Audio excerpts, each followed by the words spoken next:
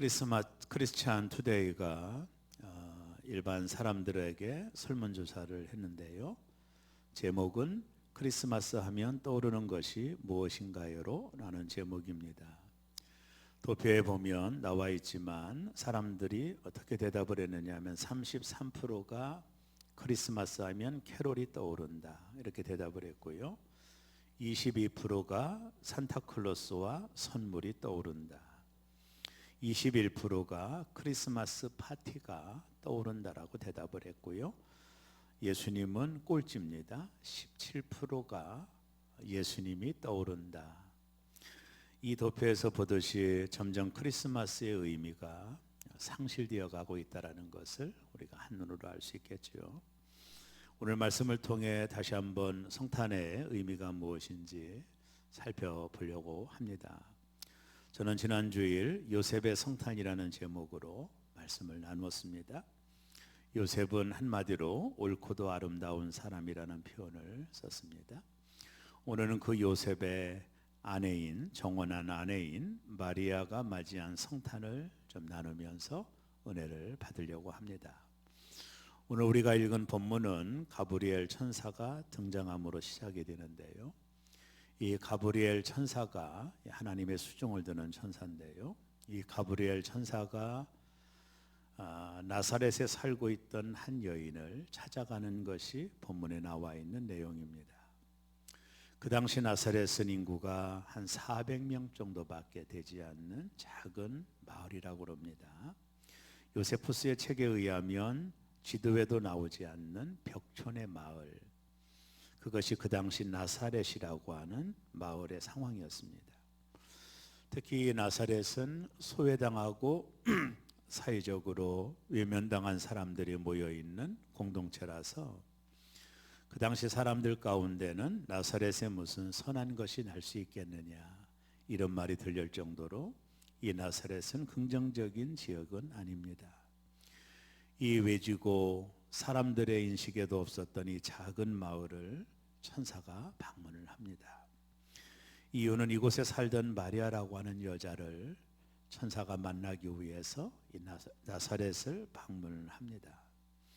그 당시 마리아는 한 16에서 15살 사이의 나이에 있었던 여자였고요.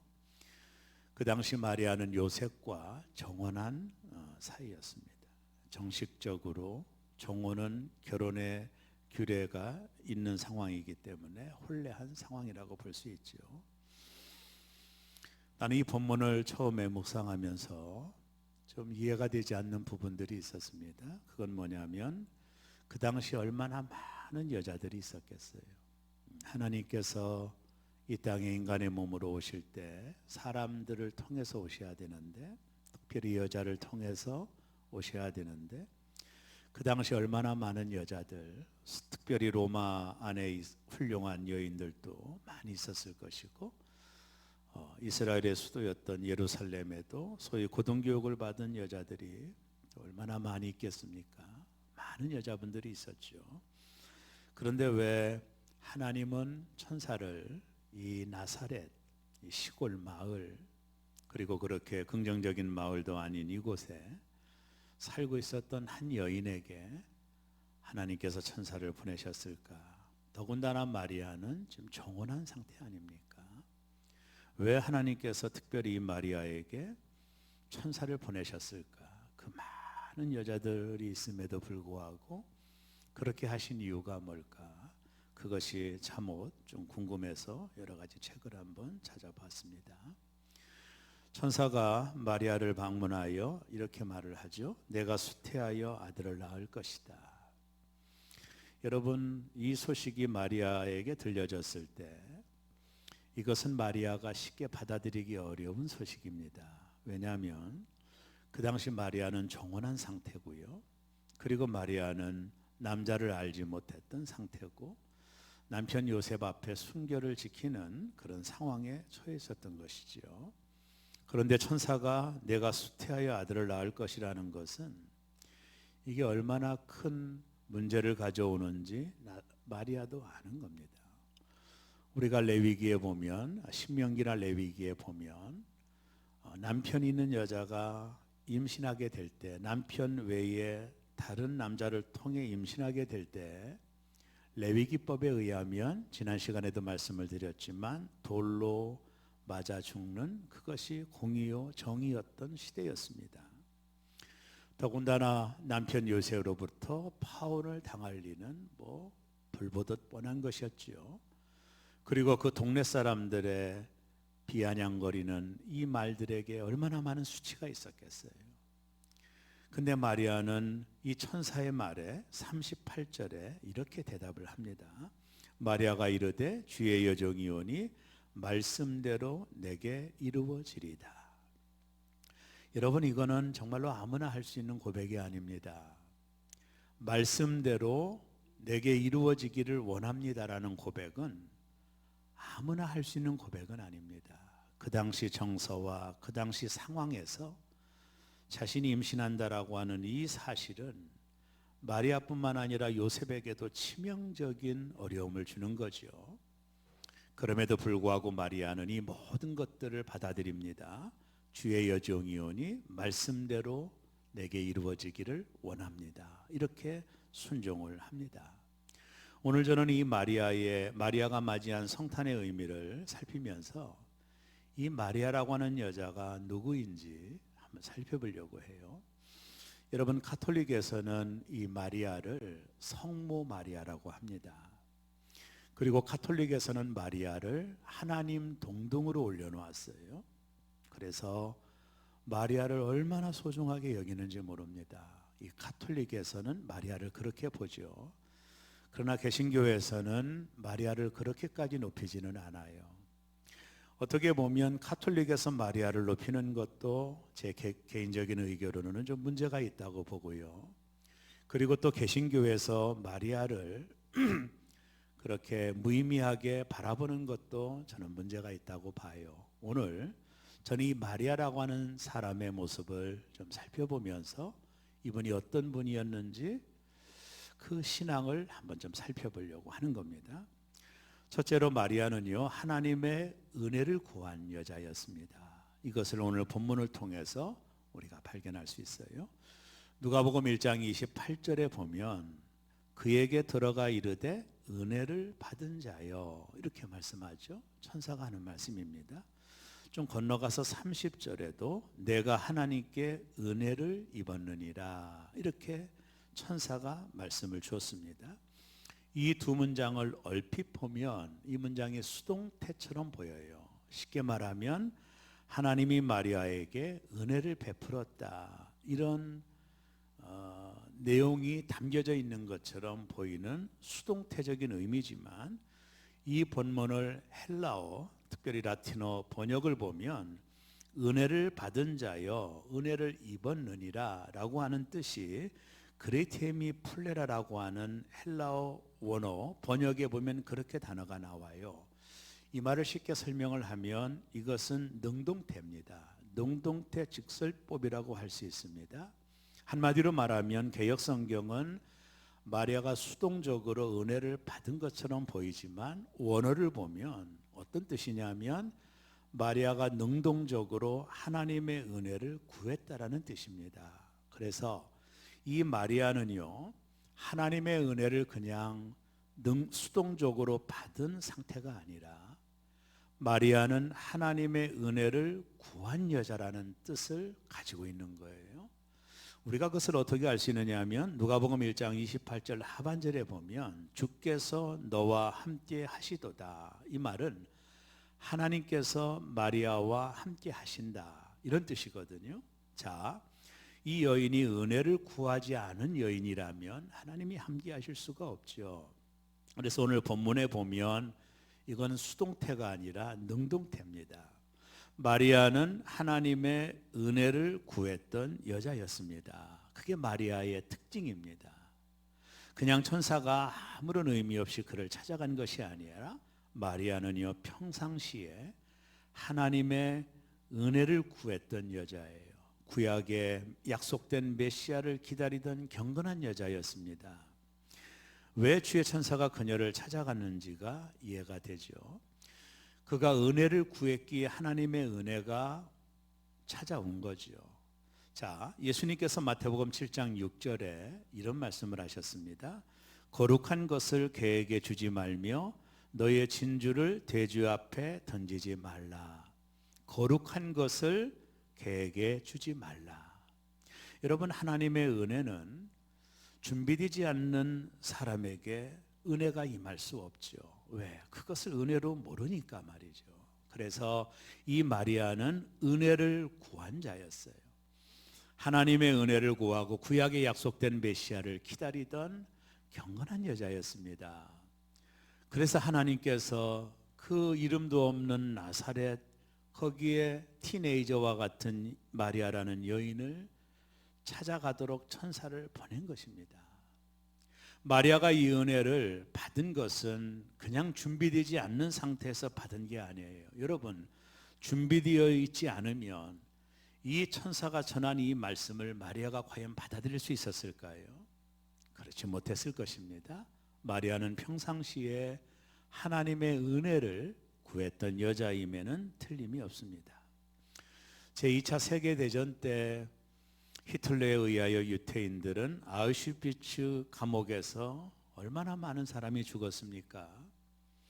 그 감옥의 참상이 얼마나 컸습니까? 날마다 유대인을 가스실로 데리고 가서 죽이는 엄청난 만행을 저질렀거든요. 이때 유대인들이 감옥 안에서, 이 아우슈비츠 감옥 안에서 불렀던 노래가 있었습니다. 그 노래의 제목이 아니마임이라는 노래입니다. 이 히브리어로 나는 믿는다라는 뜻인데요. 이 노래가 그 아우슈비츠 수용소 감옥에서 이들이 날마다 지옥 같은 삶을 살아가면서 언제 죽을 줄 모르는 생명의 위협 앞에서 이들은 이 노래를 불렀습니다. 이 노래의 가사가 이렇게 나옵니다. 나는 믿는다. 나의 메시아가 나를 돕기 위해서 반드시 나를 찾아오리라는 사실을. 그런데 그들은 자신들의 동료들이 비참하게 가스실로 불러나가는 모습을 보면서 다음 절을 이어서 불렀어요. 그런데 때때로 그 메시아는 너무 늦게 오신다. 그러나 그 수용소 안에 있던 한 젊은 외과 의사가 같은 동료에 있던 유대인들이 부르는 이 노래를 거절을 합니다. 왜냐하면 그는 하나님에 대한 믿음이 있었기 때문이죠. 반드시 하나님께서 나에게 은혜를 베푸실 것이다. 그래서 이 외과 의사는 깨진 병 조각을 가지고 아침마다 면도를 했습니다. 여러분, 얼마나 이 얼굴에서 피가 났겠어요. 하나님이 반드시 나에게 은혜를 베푸실 것이다 하면서 날마다 면도하며 깨끗하게 몸을 단장을 했어요. 나치 병사들이 유대인들이 모여있는 방을 찾아 사람들을 잡아 가스실에 넣기 위하여 올 때마다 면도하고 피범벅이가 되어 있는 이 외과 의사를 바라보며 이 의사만큼은 데리고 갈 수가 없었다고 그래요. 삶에 대한 애착과 그 살고 싶은 열망을 나치 병사들도 느꼈기 때문이죠. 그러던 다음에 얼마 지나지 않아 전쟁이 끝나고 이 외과 출신의 의사는 풀려나게 됩니다. 그때 외과 의사가 수용소 문을 나오면서 아니마임이라는 노래를 이렇게 고쳐 불러요. 나는 믿는다. 나의 메시아가 나를 돕기 위해 반드시 나를 찾아오리라는 사실을. 그런데 사람들은 너무 서두른다. 사람들은 너무 서둘러 믿음을 포기한다. 이런 노래를 불렀어요. 이 외과 의사는 죽음이 넘실거리는 그 수용소 한복판에서 생에 대한 애착을 갖고 나는 하나님이 반드시 나에게 은혜를 베푸실 것이다. 이 사실을 자신의 믿음으로 증거를 했던 것입니다. 마리아는 하나님의 은혜를 구했던 여자였습니다. 오랫동안 이 무명의 여자였던 마리아는 메시아가 반드시 나에게 오실 것이라고, 구약에 약속된 메시아가 나에게 오실 것이라는 믿음을 잃지 않고 그는 날마다 하나님 앞에 은혜를 구했던 여자였습니다. 그런 마리아를 하나님이 보시고 천사를 보내 그 은혜를 받도록 하신 것입니다. 오늘 이 시대 우리의 어려운 상황 속에서 우리가 할 일은 뭘까요? 제가 할 일은 또 뭘까? 여러분과 제가 할 일은 뭘까요? 하나님의 은혜를 구하는 것입니다. 시편 127편 1절에 보면 여호와께서 집을 세우지 아니하시면 세우는 자의 수고가 헛되며 여호와께서 성을 지키지 아니하시면 파수꾼의 깨어 있음이 헛되도다. 우리의 아무리 큰 노력, 우리의 아무리 큰 수고, 이 모든 것들이 있더라도 하나님이 함께하지 아니하면, 하나님의 은혜가 없으면 우리는 아무것도 할 수 없다라는 시편 기자의 고백입니다. 우리에게 필요한 것은 하나님의 은혜입니다. 우리에게 필요한 것은 하나님의 은혜입니다. 그 은혜를 구하는 자에게 하나님이 은혜를 주시는 거예요. 제가 어제 밤잠을 못 이루며 하나님 앞에 밤새 드렸던 기도가, 하나님, 여기 있는 종이 은혜가 필요합니다. 하나님, 나에게 은혜를 베풀어 주십시오. 하나님, 나에게 은혜를 베풀어 주십시오. 그 기도밖에 나오지가 않아요. 하나님, 우리 새롭게 모든 성도들에게 은혜를 베풀어 주옵소서. 오늘 예배하는 여러분, 온라인으로 예배를 드리는 사랑하는 새롭게 성도 여러분, 이 어려운 시기 사람의 노력이 무슨 의미가 있겠습니까? 우리가 아무리 애를 써서 집을 세운다 할지라도 세우는 자의 수고가 헛될 뿐입니다. 우리가 아무리 애를 써서 성을 지킨다 할지라도 파수꾼에 끼어 있음이 헛된 이유는 하나님이 함께하지 아니하면, 하나님의 은혜가 없으면 이 모든 것들은 헛된 것이지요. 이 어려운 시기에 우리 모두에게 필요한 것은 하나님의 은혜. 그 은혜가 저와 여러분들에게 강물같이 흘러가시기를 주의 이름으로 축원합니다. 이 나사렛의 무명의 이 도시에 400명밖에 살지 않는 이 작은 마을에 무명의 여자였던 마리아를 하나님이 주목하셨던 이유는 그가 은혜를 구했던 여자였기 때문입니다. 두 번째 마리아는요, 하나님을 온전히 신뢰했던 여자였어요. 저는 이 말씀을 묵상하며 마리아를 다르게 판단을 했습니다. 왜 가톨릭에서 마리아를 저렇게 높이 평가하나 잘못 이해가 되는 부분이었어요. 말씀을 묵상하면서요. 자, 오늘 천사 가브리엘이 마리아에게 소식을 전하죠. 누가복음 1장 31절입니다. 우리 한번 읽어볼까요? 보라, 내가 잉태하여 아들을 낳으리니 그 이름을 예수라 하라. 여러분, 처녀 마리아에게 이 소식은 정말로 엄청난 소식이었습니다. 자신의 목숨에 위기가 있는 소식이었습니다. 그런데 마리아가 이 소식에 대답을 해요. 34절입니다. 마리아가 천사에게 말하되 나는 남자를 알지 못하니 어찌 이 일이 있으리까. 언뜻 보아서 마리아의 대답은 하나님의 말씀을 의심하는 것처럼 느껴지기도 해요. 그런데 이 본문을 원문을 가지고 자세히 보면 마리아가 어떤 대답을 하고 있느냐 하면 어떻게라는 방법을 묻고 있는 거예요. 하나님, 내가 잉태하여 아들을 낳는다고 하시는데 나는 믿습니다. 근데 하나님, 어떻게 그렇게 가능할 수 있습니까? 라고 마리아가 신앙 고백을 하는 거예요. 아닙니다. 그런 일이 일어나지도 못할 것이고 그런 일을 나는 믿을 수 없습니다라는 반응이 아니라 하나님, 어떻게 그것이 가능합니까? 라고 질문하고 있는 겁니다. 이때 천사가 35절에 이렇게 말합니다. 천사가 대답하여 이르되 성령이 내게 임하시고 지극히 높으신 이의 능력이 너를 덮으시리니 이러므로 낳으신 바 거룩한 이는 하나님의 아들이라 일컬어지리다. 천사는요, 성령의 능력으로 이 모든 일들이 가능하게 될 것이다, 마리아야, 성령의 능력으로 가능할 수 있어.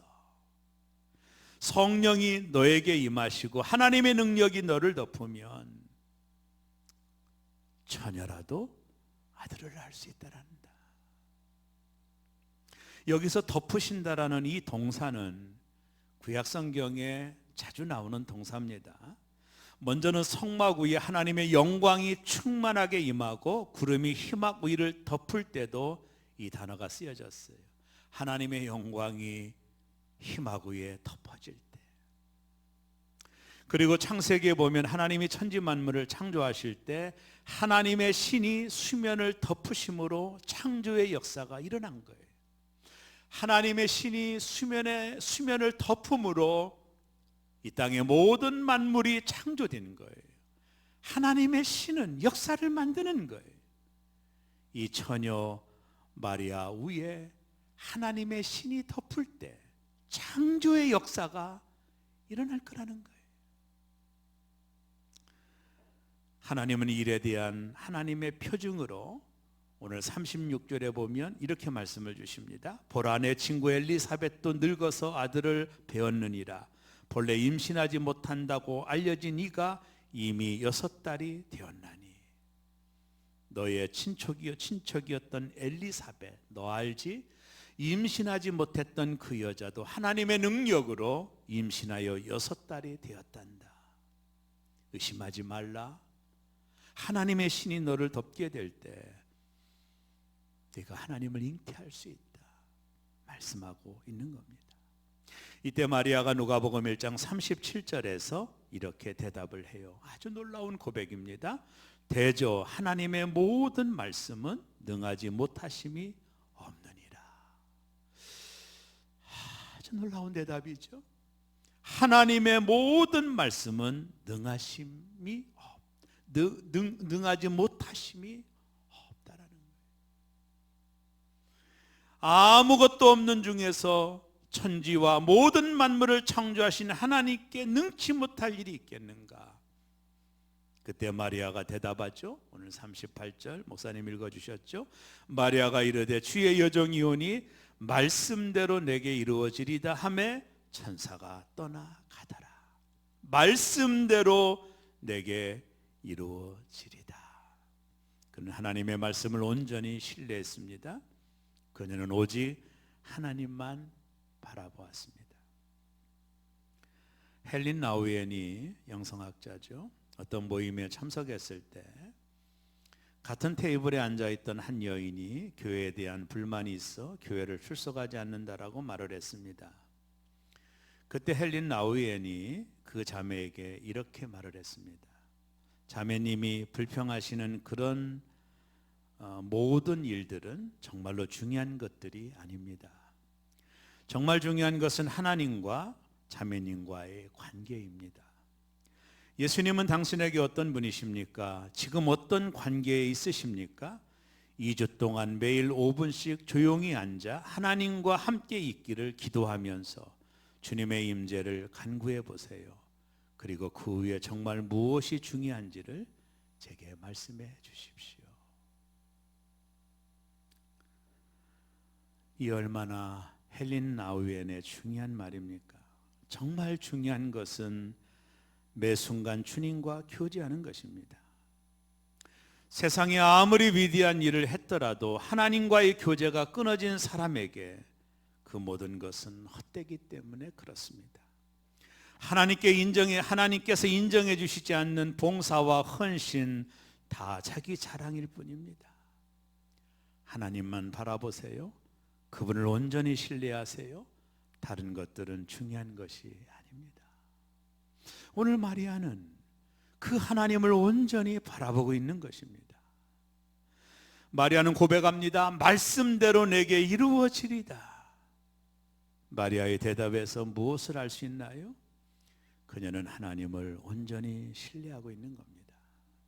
말씀대로 내게 이루어지리다. 이게 자신에게 얼마나 큰 피해를 주고 잘못하면 자신의 목숨도 잃어버릴 수 있는 그 엄청난 상황을 받아들입니다. 왜? 말씀대로 내게 이루어지리다. 교육학에서는요, 교육 철학이라고 하는 학문이 있습니다. 신학대학 가면 이 학문을 한 학기 동안 배우게 됩니다. 교육 철학에는 두 가지 교육을 소개해요. 그 중에 하나가 헬라적 교육입니다. 그리고 또 하나는 히브리적 교육을 소개합니다. 헬라적 교육은 이성을 강조하는 것입니다. 여기에서 자유주의가 나오고 수많은 이성주의의 교육들이 나오게 되고요. 이성적인 시각으로 성경을 보며 부정하는 사람들이 등장하기 시작했어요. 그러나 히브리적 교육은 이성보다 순종을 가리키는 교육입니다. 특히 히브리적 교육의 중심은 하나님 말씀과 부모님의 말씀에 순종하는 것을 가르칩니다. 유대인들이 뛰어난 이유가 여기 있죠. 노벨상을 받은 사람의 24%가 유대인들입니다. 정치, 경제, 문화, 예술 그 모든 부분에 두각을 드러내는 것이죠. 유대인들을 연구했던 학자들은 말합니다. 그 히브리적 교육으로 인하여 유대인들이 이렇게 세계 모든 민족보다 뛰어나다라고 말을 합니다. 그 히브리적 교육의 대표적 내용이 오늘 본문에 나오는 겁니다. 처녀가 아이를 낳을 수 있다. 이성주의로는 받아들이기 어려운 것입니다. 그러나 그것은 믿음의 문제입니다. 믿음은 순종의 문제입니다. 마리아는 이성을 뛰어넘는 하나님을 향한 믿음이 있었던 것입니다. 지난주 설교에서도 마리아의 남편 요셉도 자신과 정혼한 마리아가 성령으로 잉태된 것을 신뢰하고 믿었다라고 말씀을 드렸습니다. 오래전에 연예인교회 구봉서 장로님이 지금은 돌아가셨지만 신앙생활을 하실 때 당시 연예인교회에서 주일 오후 연예인들이 성경 공부를 하용조 목사님이 가르쳤다고 합니다. 그날의 성경 공부의 주제는 동정녀 마리아 탄생에 대한 내용이었다고 그래요. 그때 한 젊은 연예인이 그 소리를 듣더니 손을 들고 목사님에게 이렇게 질문했대요.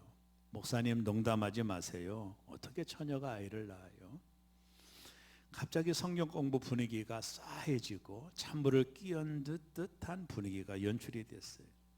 그때 이것을 알았던 구봉서 장로님이 벌떡 일어나 환한 얼굴로 그 후배 연예인을 향하여 이렇게 소리를 쳤다고 해요. 야 임마, 마리아 신랑 요셉도 믿는데 네가 뭔데 안 믿어? 이랬답니다. 여러분, 처녀가 아이를 낳는다, 이게 이성주의로 받아들일 수 있겠어요? 순종이 아니면 어렵죠. 그래서 마지막 마리아는 순종의 여인이었습니다. 이것이 오늘 본문의 아주 중요한 키워드입니다. 셋째, 순종의 여인입니다. 유대 땅에서 처녀가 아이를 낳는다라는 것은 돌에 맞아 죽는 걸 의미합니다. 마리아의 순종은 보통의 문제가 아니에요. 자기도 죽을 수 있습니다. 그리고 남편으로부터 파혼을 당하는 일입니다. 그리고 동네 사람들의 그 조롱 섞인 이야기를 들어야 돼요. 일반 사람들이 마리아가 성령으로 잉태된 걸 어떻게 알 수 있겠어요? 그렇게 말한들 누가 그거를 믿겠어요? 이 마리아의 순종은 이게 보통 순종이 아닌 것입니다. 어떻게 이런 순종이 가능할까요? 오늘 마리아가 1장 38절에 이렇게 말합니다. 주의 여종이오니. 우리가 옛날 성경에는 주의 계집종이오니 이런 표현을 썼죠. 종이 뭡니까? 주인의 말에 아멘하는 거죠. 마리아는 자신을 종으로 낮추고 있어요. 종이 할 수 있는 것은 아멘밖에 없죠. 그래서 마리아가 1장 38절에 이렇게 말합니다. 말씀대로 내게 이루어지리다. 왜요? 나는 종이니까. 하나님의 말씀대로 내게 이루어지리라. 그녀는 말합니다. 주의 계집종이오니 원하시면 저를 사용할 수 있습니다. 저는 그 말씀 앞에 순종하겠습니다. 그녀의 순종은 앞으로 그녀가 모진 어려움을 당하는 것입니다. 그럼에도 그녀는 하나님 앞에 나는 계집종이오니 주님 말씀대로 이루어지기를 원한다며 자신을 드러냈습니다. 16세기 종교개혁자 칼빈은 그리스도인들이 가장 올바른 자세는 첫째도 순종이요, 둘째도 순종이요, 셋째도 순종이다. 마리아의 순종이 성탄을 가능하게 한 것입니다. 신앙은 이해가 아니라 받아들이는 것입니다. 신앙은 이해하는 게 아닙니다. 갈대우르 땅을 떠나라고 하면 받아들이고 떠나가는 것입니다. 아들을 모리아산에 번제로 드리라면 이해하면 순종할 수 없습니다. 받아들이는 것입니다. 마리아가 이해하려고 했다면 도대체 이것을 어떻게 받아들일 수 있겠습니까? 그는 이해하려고 하지 않았고 받아들임으로 순종했던 것입니다. 그래서 마리아는 순종의 여인이었습니다. 순종해야 하나님이 일하실 수 있지 않습니까? 캐나다 몬트리올에 있는 크리스찬 초등학교에서 실제로 있었던 이야기를 여러분 아실 겁니다. 소개할게요. 성찬절을 앞두고 연극을 하게 됐다고 그래요. 초등학교 4학년 랄프라고 하는 초등학교 4학년짜리 학생이 있는데 그는 선천적 말더듬이고 또 정서장애를 앓고 있는 좀 건강하지 못한 그런 아이였다고 그래요. 랄프는 성탄절을 앞두고 연극을 너무나도 하고 싶은데 말을 더듬고 또 정서적인 문제가 있기 때문에 그에게 줄 배역을 줄 수가 없었던 것이죠. 너무 랄프가 원하니까 선생님이 대사가 딱 한마디 나오는 여관집 주인의 역할을 그에게 맡겼습니다. 요셉이 아이를 뵌 마리아와 데리고 와서 여관문을 두드리면 여관집 주인이 나와서 한마디만 하면 됩니다. 방이 없어요. 이 한마디만 하면 되는 대사를 랄프에게 선생님이 주신 것입니다. 랄프는 내내 이 단어를 연습했습니다. 방이 없어요. 방이 없어요. 계속해서 연습을 했어요. 이제 성탄절을 앞두고 많은 사람들이 모여있는 가운데 드디어 연극이 시작이 됐습니다. 요셉이 아이를 뵌 마리아를 데리고 여관문을 두드렸습니다. 그때 랄프가 여관문을 이제 열고 이렇게 말해야 됩니다. 방이 없어요 라고 말해야 되는 대사입니다. 요셉이 문을 두드렸더니 랄프가 문을 열었어요. 방 있습니까? 그랬더니 랄프가 방이 없어요 라고 하면 되잖아요. 근데 아무런 대사를 하지 않는, 관객도 웅성거리고 밑에서 연극을 지도하는 선생님은 랄프 방이 없어라고 해야지 밑에서 계속 조언을 주지만 이 랄프는 아무 말도 하지 않아요. 연극이 다 망치게 된 상황에 랄프가 한마디를 했습니다. 그러면요 제 방으로 오세요. 그럼요 제 방으로 오세요.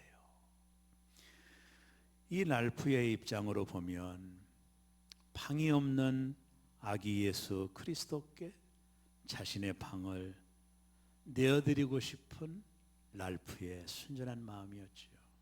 대사에 전혀 없는 연극이 되었고 이것이 오히려 많은 관객들에게 감동을 주었다고 합니다.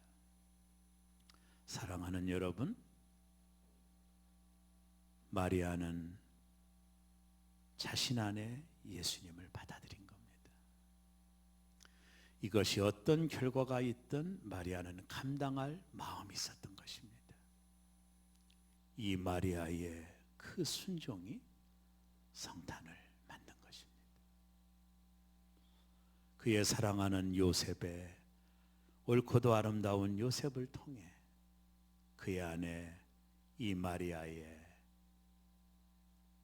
배곡 같은 순종을 통해 예수 그리스도가 이 땅에 오신 것입니다. 왜 천사가 이들을 찾아갔는지 이제야 아시겠지요. 이들을 통해 성탄이 오게 된 겁니다. 사랑하는 새로운 교회 성도 여러분, 우리는 성탄을 기다립니다. 요셉과 같이 아름답고 옳고 아름다운 사람, 그저 품고, 그저 용서하고, 그저 사랑하고, 그런 모습으로 자신에게 닥칠 이 일이 엄청난 일임에도 불구하고 순종으로 반응했던 마리아의 모습처럼 오늘도 이 땅에 저와 여러분을 통해 예수 그리스도가 오시는 성탄절 되시기를